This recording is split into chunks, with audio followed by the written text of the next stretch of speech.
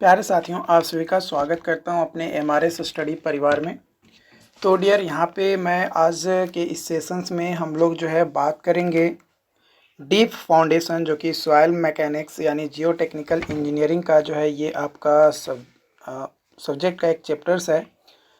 तो यहाँ पे हम लोग जो है डीप फाउंडेशन पिछले सेशन में हम लोगों ने जो है बात किया था आपका सैलो फाउंडेशन को लेकर, और उसमें आप लोगों का अच्छा परफॉर्मेंस रहा, अच्छा आप लोगों का सपोर्ट रहा।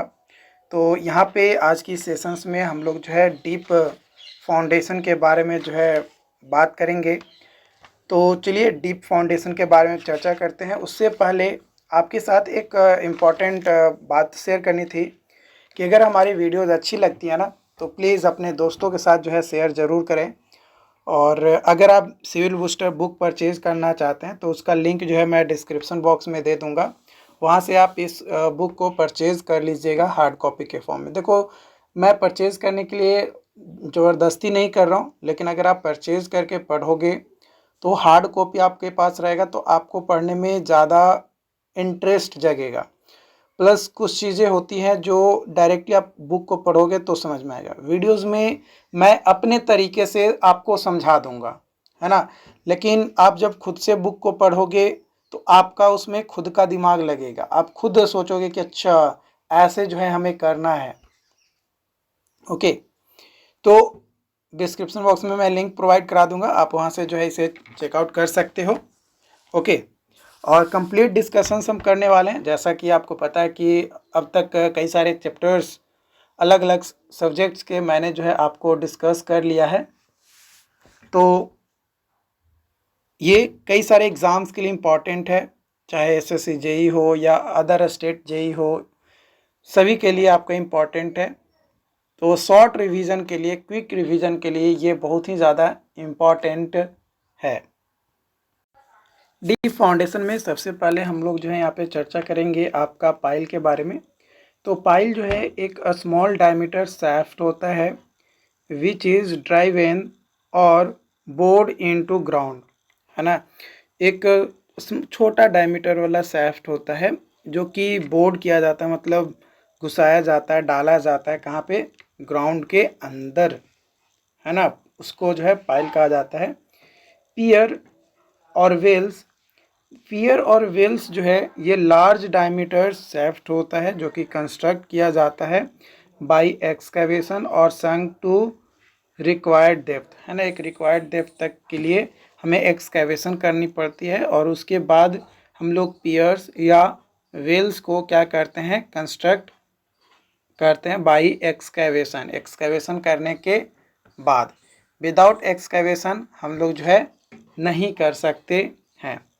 क्लासिफिकेशन ऑफ पाइल्स, कई सारे फैक्टर्स हैं जिसके बेसिस पे ये डिपेंड आपका करता है, जिसमें है सबसे पहला फंक्शन और ऑक्शन, जिसके आधार पे फिंडर, सीट, बैटर, टेंशन जिसको अपलिफ्ट और लोड बियरिंग पाइल कहा जाता है।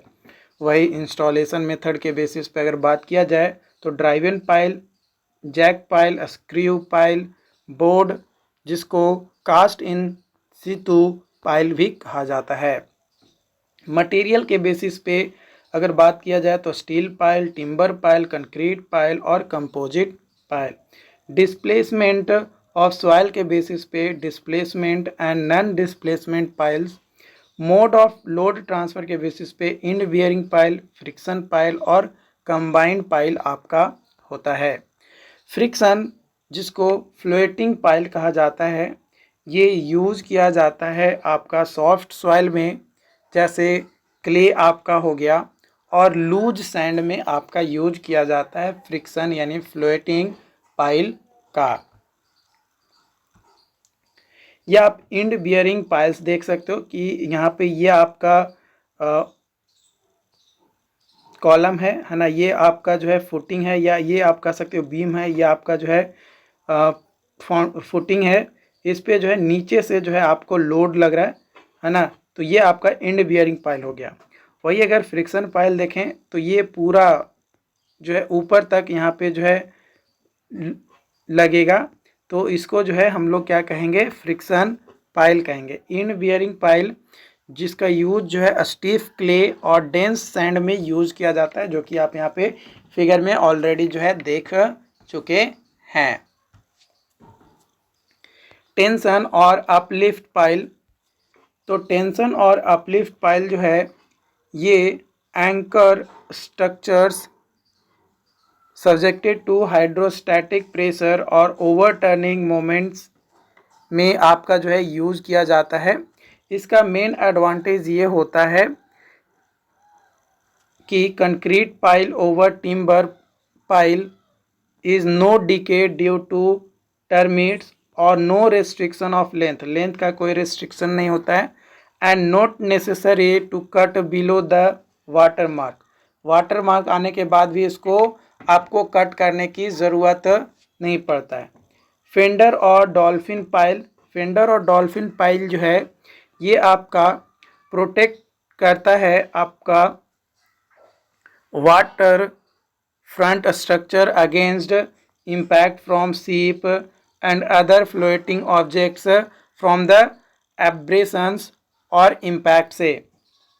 फ्रैंकी पाइल ये enlarged base of mushroom shape होता है, जो कि हमें give effect of spread footing, spread footing का जो इफेक्ट होता है उसको प्रोवाइड करता है। ये टेबल होता है आपका ग्रेनुलर सॉइल के लिए और मोर यूजफुल होता है where bearing stratum of limited thickness can be reached, जहाँ एट रीजनेबल डेप्थ, एक रीजनेबल डेप्थ तक।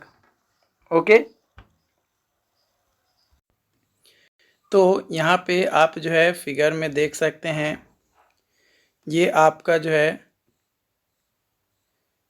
फ्रिक्शन फोर्स आपका लग रहा है। यहाँ पे आप जो है ये टावर है ना, ये जो टावर आपका यूज हो रहा है यहाँ पे, आप यहाँ पे लिफ्टिंग पाइल और ये कंप्रेशन पाइल आप यहाँ पे देख सकते हैं। तो ये जनरली जो है जो इलेक्ट्रिक पोल का जो टावर होता है बड़े बड़े, उसमें जो है आपका जो है लिफ्टिंग पाइल या टेंशन पाइल जो है आपका यूज किया जाता है ना। वही अगर हम लोग यहाँ पे बात करें आपका फेंडर पाइल का, है ना, फेंडर पाइल, ठीक है, फेंडर पाइल का अगर बात किया जाए तो ये आप देख सकते हैं, है ना, यहाँ पे आपका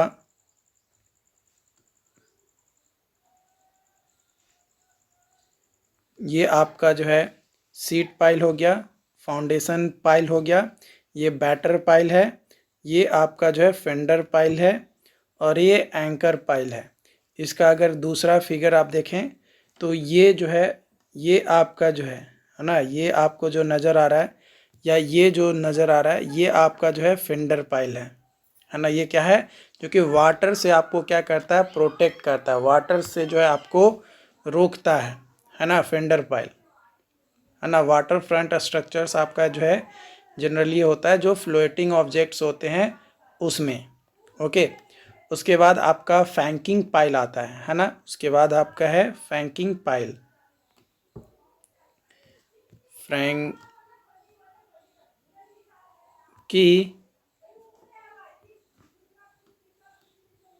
pile.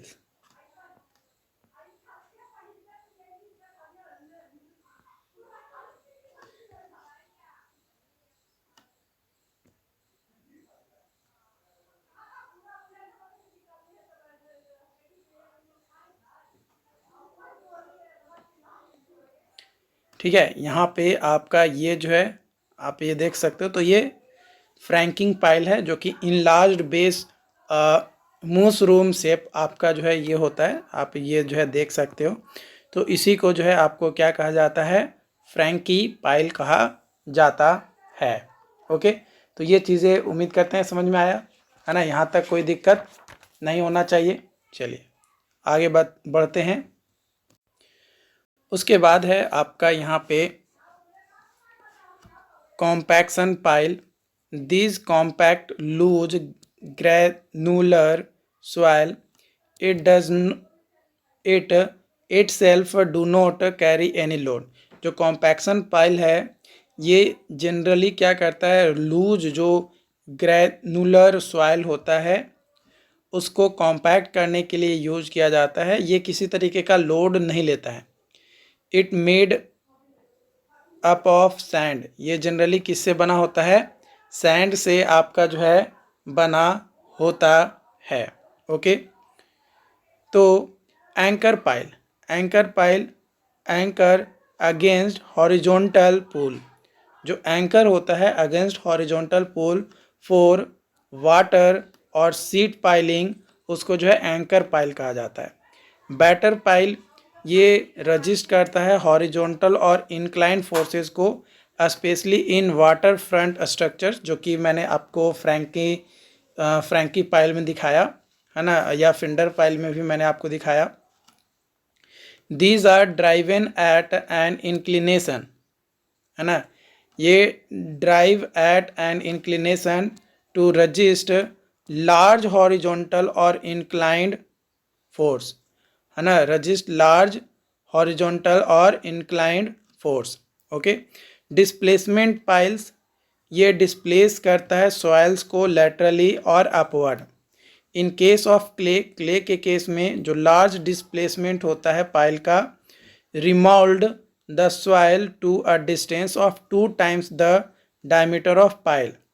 In loose sand, loose sand में a pile densify the sand, है ना, वो क्या, in loose sand pile densify the sand up to a distance of 3.5 times the diameter and pile measured from centre of pile, pile का जो centre होता है वहाँ से आपका जो है मेजर किया जाता है लूज सैंड के केस में, और क्ले के केस में 2 times of diameter of pile आपका जो है होता है।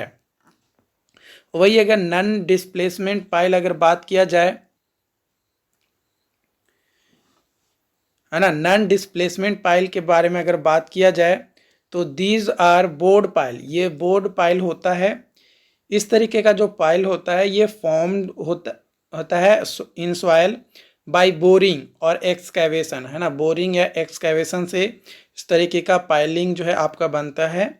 And then these voids are filled with concrete, और ये फिल्ड होता है आपका कंक्रीट के साथ।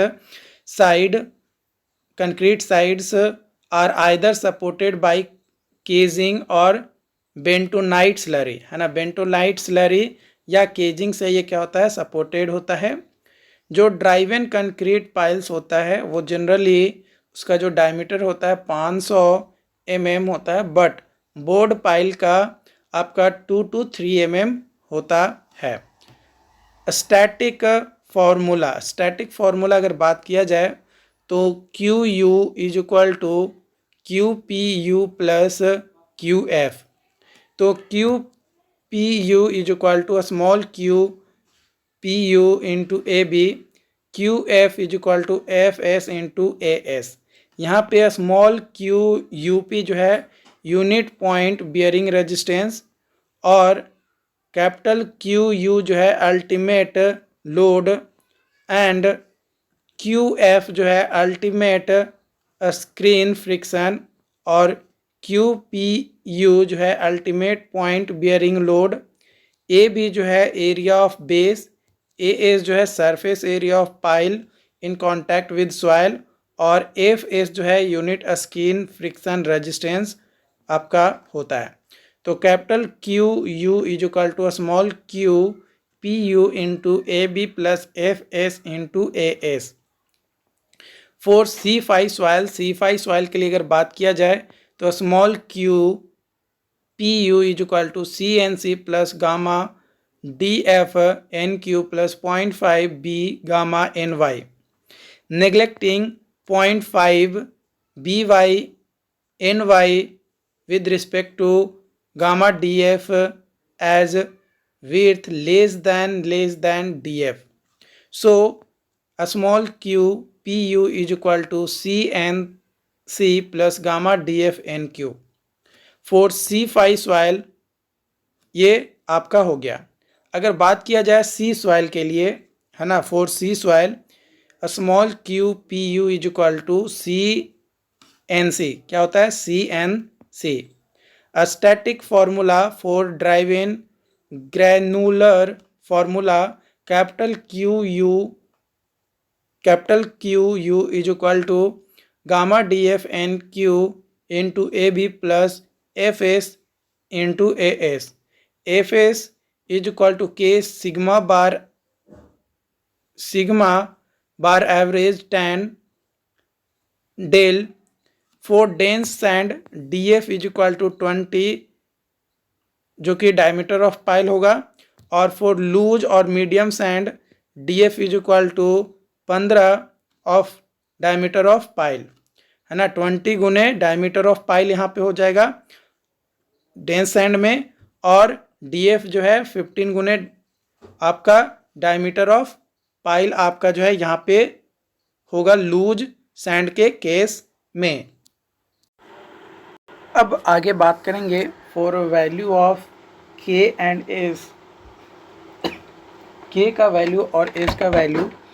अगर बात किया जाए आपका के का वैल्यू का, तो पाइल मटेरियल अगर स्टील है तो जो डेल है वो आपका 20 डिग्री होगा। लूज सैंड के लिए के का वैल्यू 0.5 और डेंस सैंड के लिए 1। कंक्रीट के लिए के का वैल्यू 1 फॉर लूज और डेंस के लिए 2। टिम्बर के लिए आपका डेल का वैल्यू 2/3 होता है, और के का वैल्यू जो है लूज के लिए 1.5 और डेंस के लिए 4। As per IS code del is equal to 5, then K is equal to 1 - 3, है ना, K is equal to 1 - 3 for drive in pile in loose to medium sand, है ना, लूज टू मीडियम सैंड में। when there are various layers of soil, then QP is equal to K tan del into sigma average 1 into A1 plus sigma average 2 A2 plus dot sigma average n into AN होता है। Static formula in bored granular soil के लिए point bearing of bored cast in C2 piles is 0.5 गुने point bearing resistance of drive in pile. Due to boring के कारण से जो value होता है के का वो बहुत ही कम हो जाता है, यानी छोटा हो जाता है ना, छोटा हो जाता है, जो कि अप्रोक्सीमेटली 0.5 आपका होता है। Rest remaining calculations as above, है ना, rest remaining calculations as above. बाकी कैलकुलेशन जो है जैसे ऊपर हम लोगों ने किया था उसी के अनुसार यहाँ पे जो है हम लोग करेंगे। Static formula for piles in clay, static formula for piles in clay. Static formula are suitable for, जो स्टैटिक फार्मूले होते हैं वो सूटेबल होता है for friction pile, friction pile के लिए drive in through cohesive soil, जो कि ड्राइव किया जाता है आपका कोहेसिव सॉइल के। Q U is equal to C U B into N C into A B plus alpha C you into A S. C U जो है undrained cohesion in embedded length of pile, C U B जो है undrained cohesion at base of pile, N C is equal to 9 by Skempton's, alpha is equal to depending on adhesion between soil and pile called adhesion factor. Alpha का value 1 लेंगे for very loose clay, alpha का value जो है 0.3 लेंगे for very stiff clay, है ना, very stiff clay के case में। Smaller the undrained strength, undrained strength अगर छोटा है, कम है, तो जो कंसिस्टेंसी है softer is consistency. Dynamic formula ये बेस्ड होता है on resistance of to penetration. Hence इसका यूज जो है ड्राइव इन पाइल में सिर्फ किया जाता है। जो डायनेमिक फार्मूला होता है ये सूटेबल होता है for friction pile through cohesionless soil. Cohesionless soil में एनर्जी इम्पार्टेड, जो एनर्जी इम्पार्ट होता है वो इक्वल होता है work done in pile driven, जो वर्क डन होता है पाइल ड्राइवन में उसके।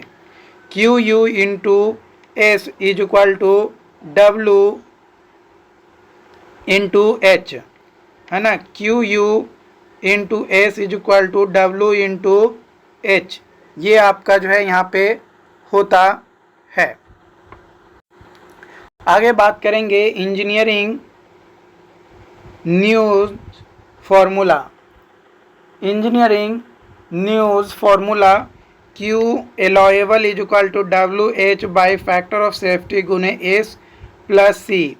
एच जो है height of fall in centimetre, W जो है लोड इन केजी, एस जो है सेटलमेंट और ब्लो इन सेंटीमीटर।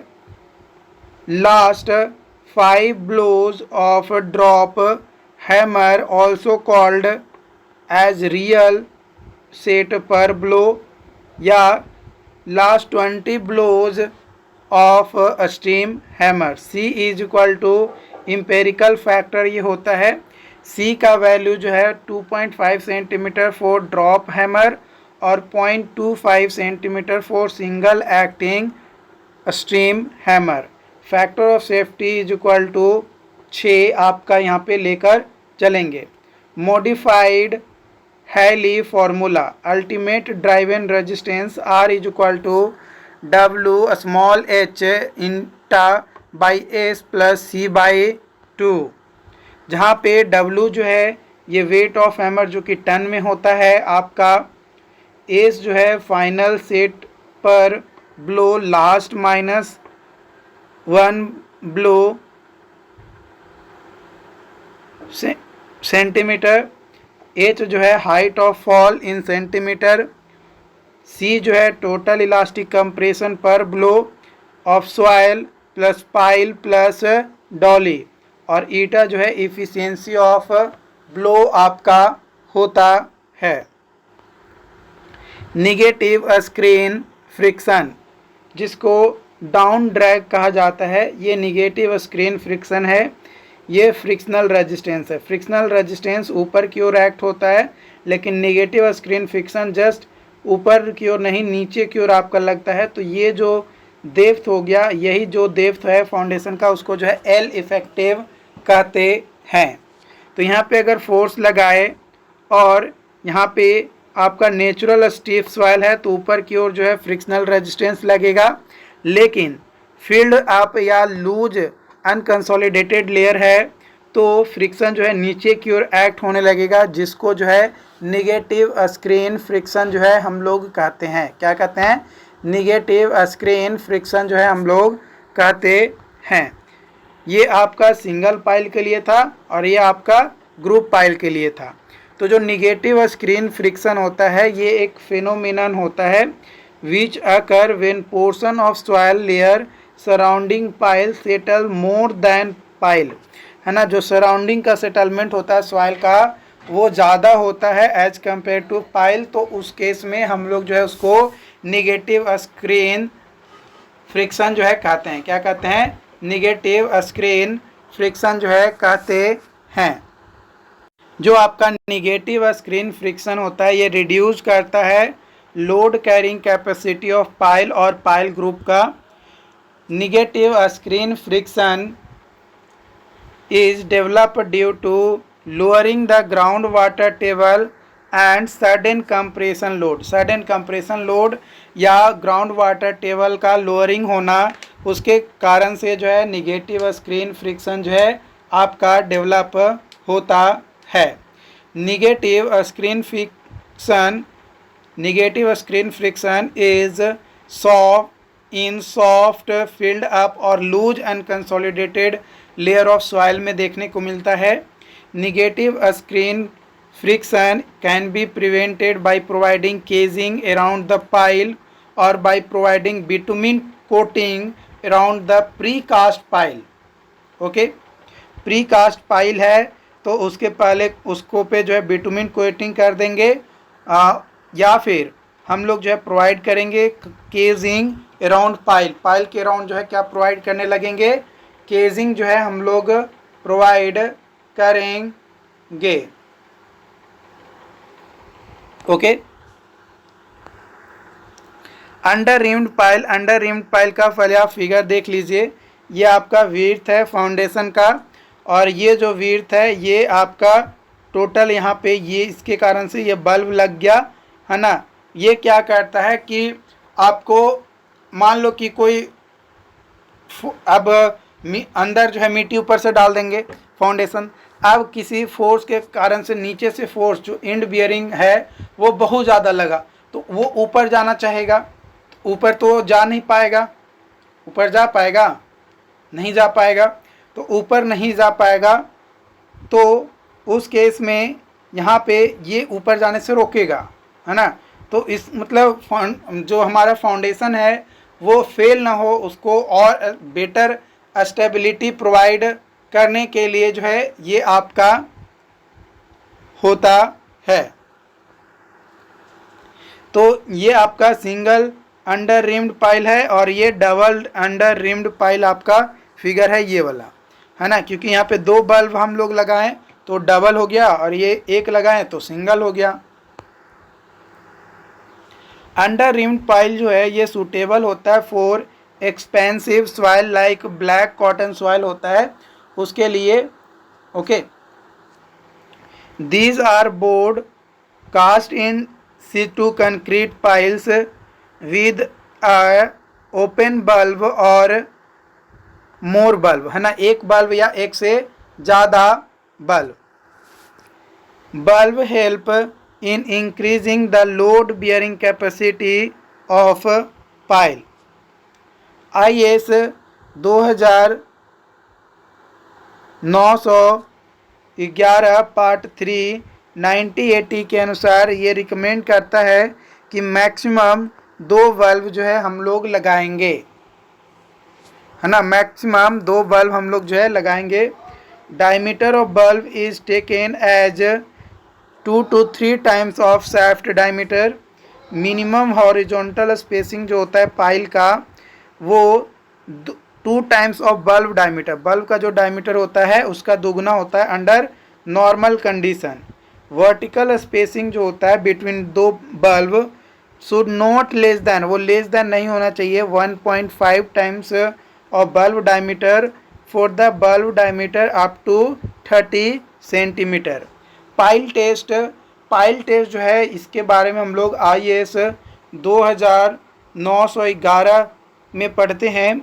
इसके अंतर्गत जो पाइल लोड टेस्ट है ये कंसिडर किया जाता है to be most reliable as it is in situ test, है ना। इन situ टेस्ट ये डायरेक्टली आपका मेथड होता है जो कि डिटरमाइन करता है आपका एलोएबल लोड्स को ऑन पाइल पे एलोएबल लोड्स कितना है उसको। Initial pile load test is use to check, जो इनिशियल पाइल लोड टेस्ट होता है वो यूज किया जाता है to check the allowable load और सेटलमेंट एट वर्किंग लोड, है ना। एलोएबल लोड और आपका सेटलमेंट एट वर्किंग लोड। जो आपका पाइल लोड टेस्ट है ये आपका routine pile load test done किया जाता है for working pile to check the settlement under working load.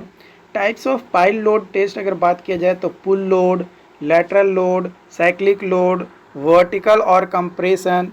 तो ये इतने types of pile load test आपके होते हैं। साइक्लिक लोड अगर बात किया जाए तो कैरिड आउट किया जाता है to determine the skin friction और एंड बियरिंग जो कि सेपरेटेड होता है for pile load on single pile. It is generally in initial test, है ना, ये इनिशियल टेस्ट पे।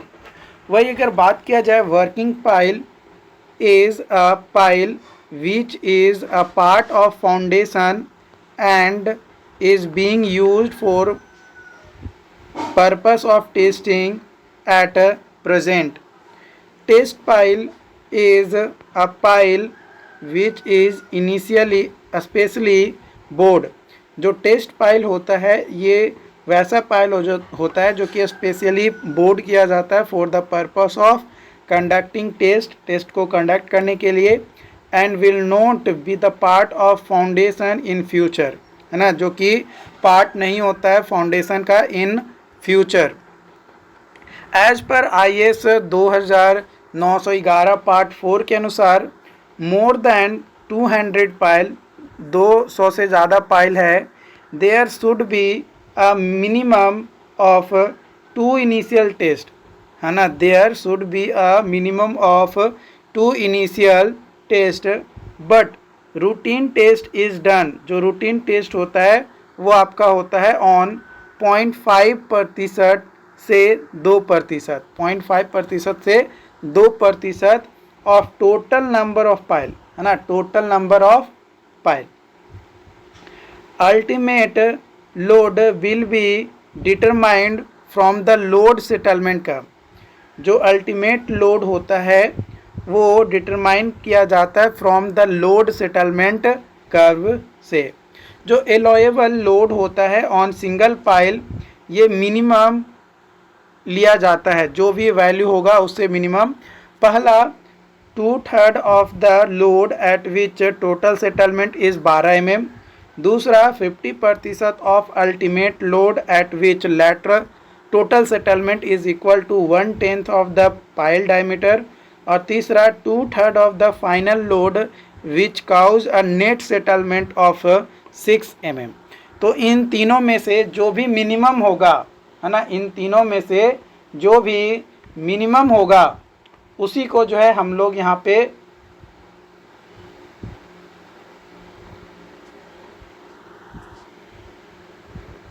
लेकर चलते हैं. Okay. Group action of piles. Minimum number of pile driven are 3. Minimum 3 pile जो हम लोग ग्रुप में करते हैं.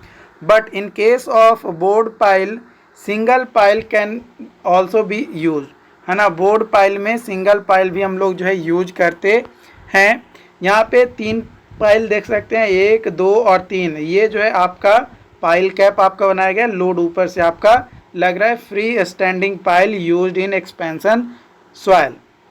To avoid tightening of ground. Ground के टाइटनिंग को अवॉइड करने के लिए pile in sand should be begin, है ना, जो पाइल है in sand should begin at a centre and then moved outward, है ना. पहले जो है सेंटर पे लगाएंगे और वो फिर धीरे धीरे क्या हो जाता है, मूव होने लगता है आउटवर्ड की ओर. जो ग्रुप इफिशियंसी होता है ईटा, वो होता है QUG/NQU, है ना. जो अल्टीमेट बियरिंग कैपेसिटी है आपका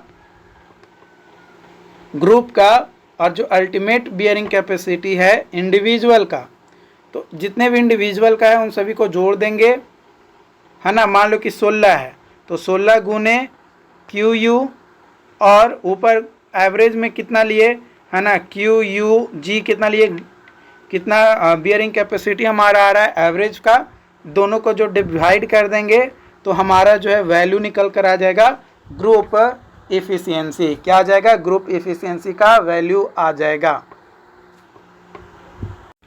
मिनिमम स्पेसिंग बिटवीन पाइल्स. जो मिनिमम स्पेसिंग होता है between piles according to IS code for friction pile 3 into diameter, for point bearing pile 2.5 into diameter, for loose sand or backfilled sand 2 into diameter. In case of non-circular pile, in case of non-circular pile, diameter of circumscribed circle is taken as diameter, है ना, diameter के तौर पे लेकर चलेंगे. Ultimate bearing capacity of pile group, जो ultimate bearing capacity होता है of pile group in sand, the group efficiency of driven pile in loose और medium sand in larger than 1 due to compaction of soil from vibration, but in dense sand के case में जो sand efficiency होता है ना, जो dense sand होता है उसमें efficiency can be less than 1, efficiency जो है 1 से कम हो जाता है।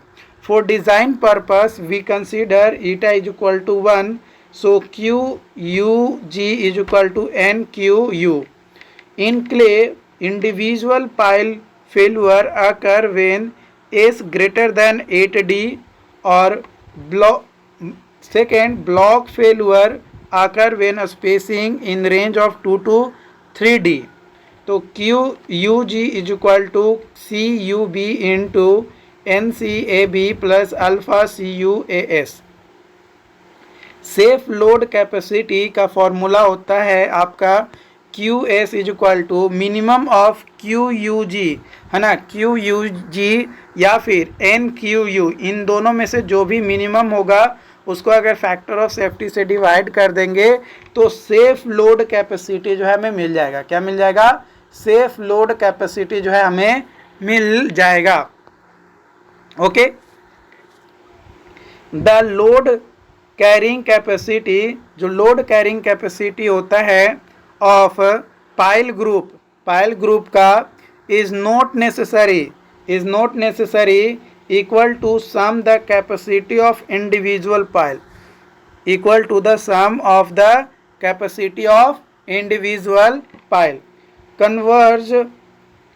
कन्वर्ज लेवरे pile group efficiency eta G is equal to 1 minus theta by 90 into n minus 1 into m plus m minus 1 into n by m into n।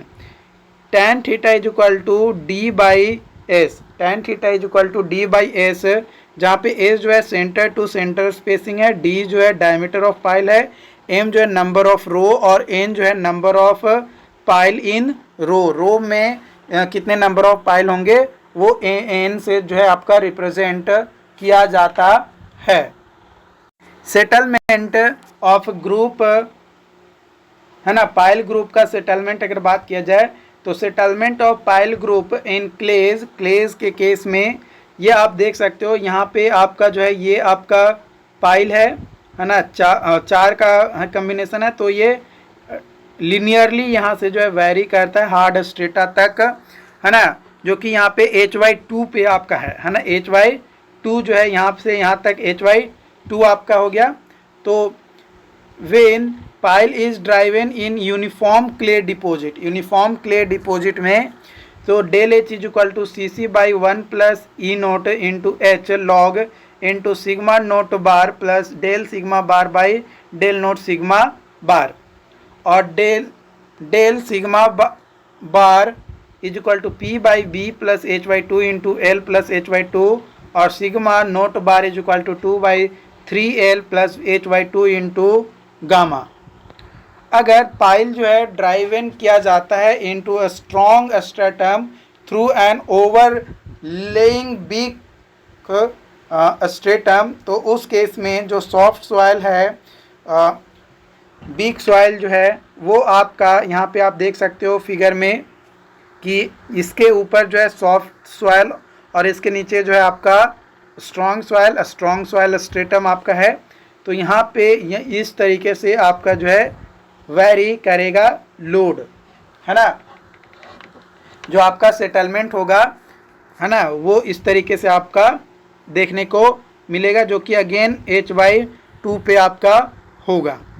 तो ये आपका रॉक है ना, नीचे आपका जो है रॉक हार्ड स्ट्रेटा बहुत आ जाता है। तो अगर बात किया जाए when piles are driven into a strong stratum through overlying weak stratum, तो इसमें जो डेप्थ होता है H वो मेजर किया जाता है फ्रॉम 2/3 ऑफ L2 से 2/3 पे, है ना, यहाँ पे आपका L2 है ना, ये आपका सॉफ्ट सॉइल वाला जो है आपका L है, और यहाँ पे जहाँ तक पाइलिंग का फाउंडेशन है या ये डेप्थ जो है L2 हो गया। तो L2 से 2/3 नीचे आप 2/3 से जो है हम लोग क्या करते हैं, मेजर करते हैं H का डिस्टेंस को। To bottom solid surface where L2 is depth of embankment in strong soil. Strong soil में आपका एम्बैंकमेंट का ये क्या है, डेप्थ है। Del H is equal to CC by 1 plus E naught into H log sigma naught bar plus del sigma bar by sigma naught bar. यहाँ पे sigma naught बार जो है ये आपका मेजर्ड किया जाता है एट पॉइंट A, जो कि मिड पॉइंट होता है आपका H का। तीसरा केस है in case of bored pile में end bearing pile resting on firm stratum in it H is measured from bottom of pile के बॉटम से मेजर किया जाता है टू बॉटम हार्ड स्ट्रेटा से। तो ये आपका जो है फिगर आप देख सकते हो, ऊपर जो है लोड लग रहा है, ये आपका बॉटम ऑफ पाइल हो गया और ये आपका जो है रॉक का लेयर हो गया जो कि स्ट्रॉन्ग क्ले स्ट्रेटम है और ये स्ट्रॉन्ग स्ट्रेटम थ्रू आउट आपको जो है देखने को मिलेगा। तो ये H है और यहाँ पे पॉइंट A आपका है। तो del H is equal to आपका फॉर्मूला होता है CC by 1 plus E naught into H log sigma naught bar plus del sigma bar by del sigma naught bar. यहाँ पे सिग्मा नोट बार जो है इफेक्टिव स्ट्रेस एट पॉइंट ये को represent करता है। Settlement of pile group in sand में अगर सेटलमेंट ऑफ पाइल ग्रुप अगर बात किया जाए तो group settlement ratio SG by SI is equal to 4B plus 2.7 by B plus 3.6 का होल स्क्वायर होता है। ये आपका कर्व है B और ये आपका ग्रुप सेटलमेंट रेशियो का curve.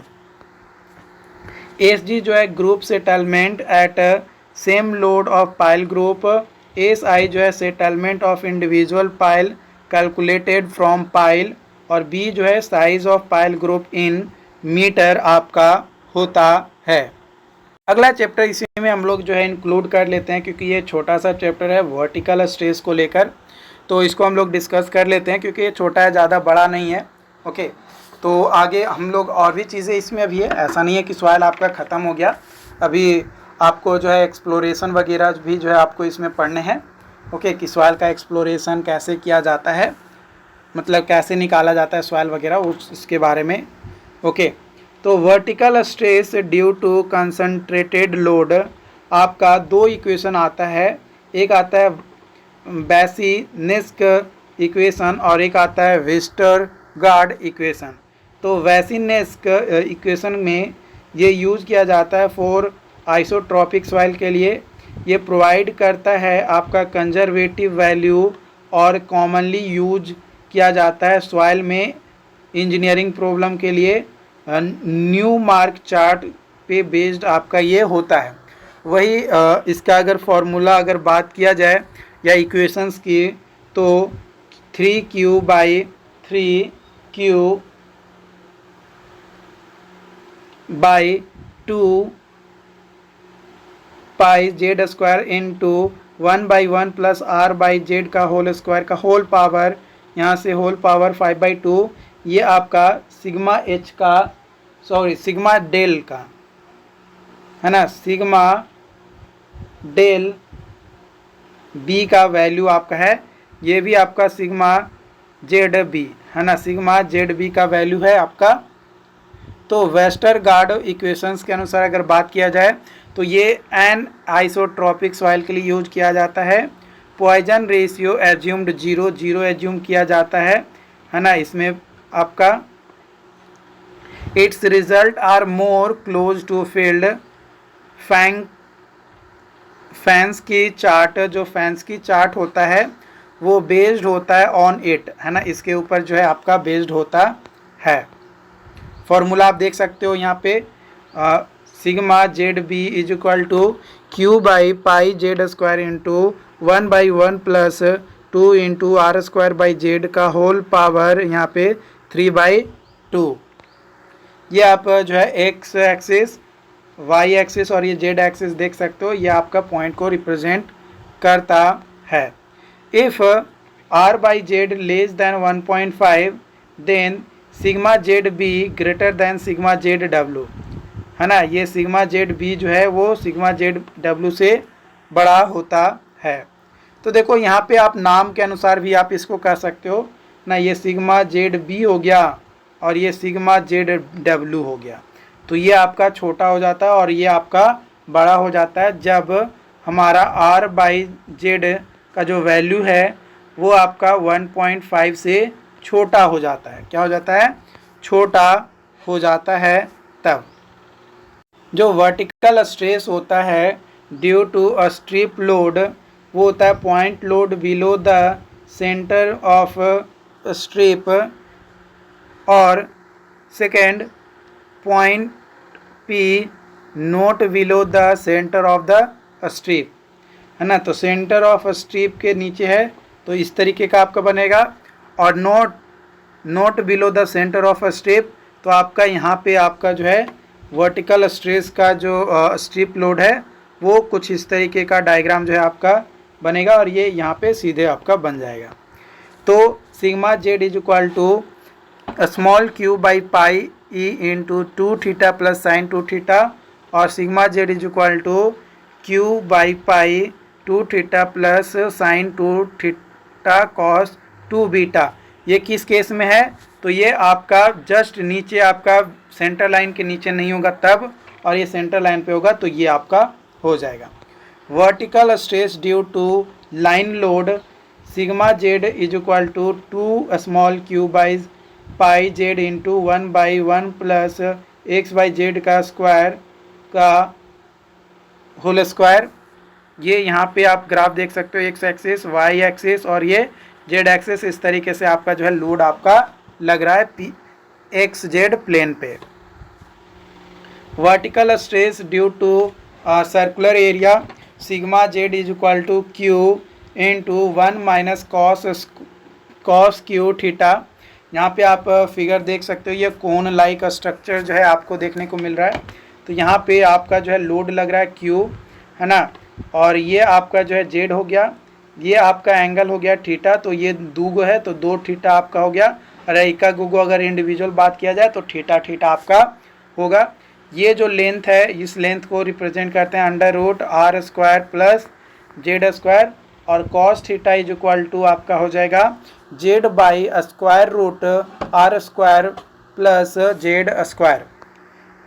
New mark influence chart, जो न्यू मार्क इन्फ्लुएंस चार्ट होता है ये बेस्ड होता है बेसिक इक्वेशन पे to calculate the horizontal stress vertical और shear stress. Horizontal stress, vertical stress और शियर स्ट्रेस को कैलकुलेट करने के लिए due to uniformly loaded area, जो यूनिफॉर्मली लोडेड एरिया है फॉर एनी शेप रेगुलर और irregular below any point inside और आउटसाइड लोडेड एरिया, है ना, इनसाइड और आउटसाइड लोडेड एरिया के।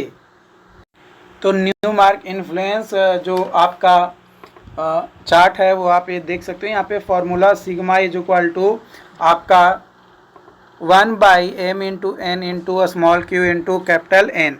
स्मॉल एन जो है नंबर ऑफ रेडियल लाइंस जो कि जनरली 20 होता है, M is equal to number of concentric circles generally 10 होता है, और कैपिटल एन जो है इक्विवेलेंट नंबर ऑफ एरिया जो कि आपका कैपिटल एन से है, और स्मॉल क्यू जो है इंटेंसिटी लोड आपका होता है।